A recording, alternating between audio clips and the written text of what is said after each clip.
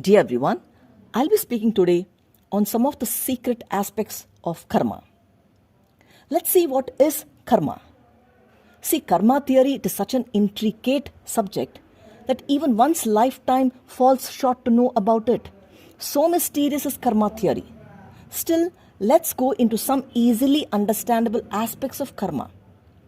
See, what all we think and what all we do, it's called karma. All those voluntary actions performed by a body, it is karma. Like moving our hands, like moving our legs, heads, eyes, munching food, playing, working, anything. Anything that's done voluntarily by us, it's called karma. And anything that's happening involuntarily, that is digestion. Digestion is not done by us. Circulation of the blood, it's not done by us. Heart beating, the functions in the blood vessels, the galloping movement in the intestines, they are not our karmas. Even breathing, but breathing is voluntary as well involuntary. So all such involuntary actions are akarma.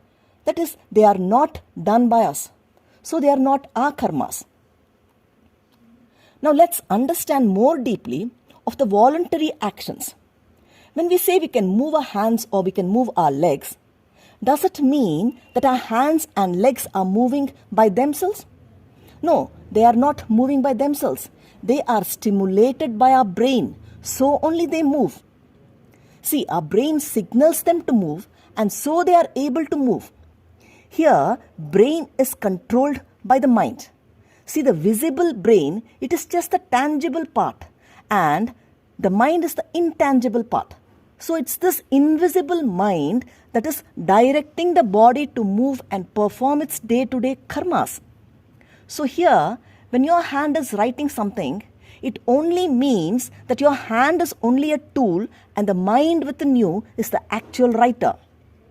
When you speak something, it means that your tongue is just a tool and the actual speaker is your mind speaking through your tongue. So your invisible mind is the actual doer here. What I mean to say here is, if at all your mind is negatively inclined, and then whatever you speak, it will also have a negative impact on it. That is, at that time your words will sound harsh or it will sound nasty. Like if you're angry or if you're annoyed or irritated and you speak, then your words too will be fuming. Or if your mind is at peace and if you speak, then your words too will be soothing.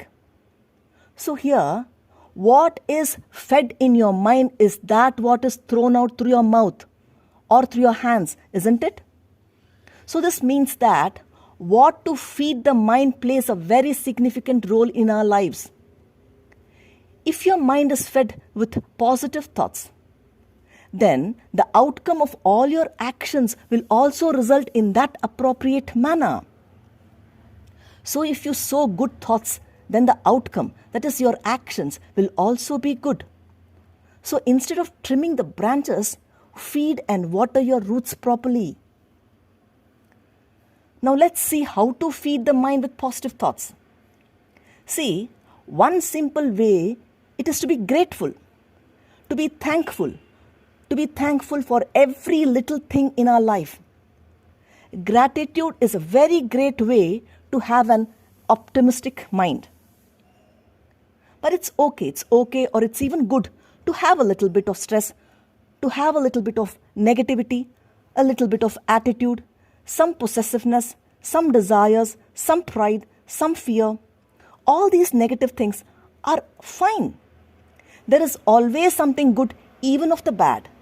Being positive all the time, it's harmful to our mental health. Our life should be a homogeneous mixture of both the positives and the negatives. Life is a huge battlefield. It's a Kurukshetra. Here, as much as you need Pandavas, you also need Kauravas. There is the positives and the negatives.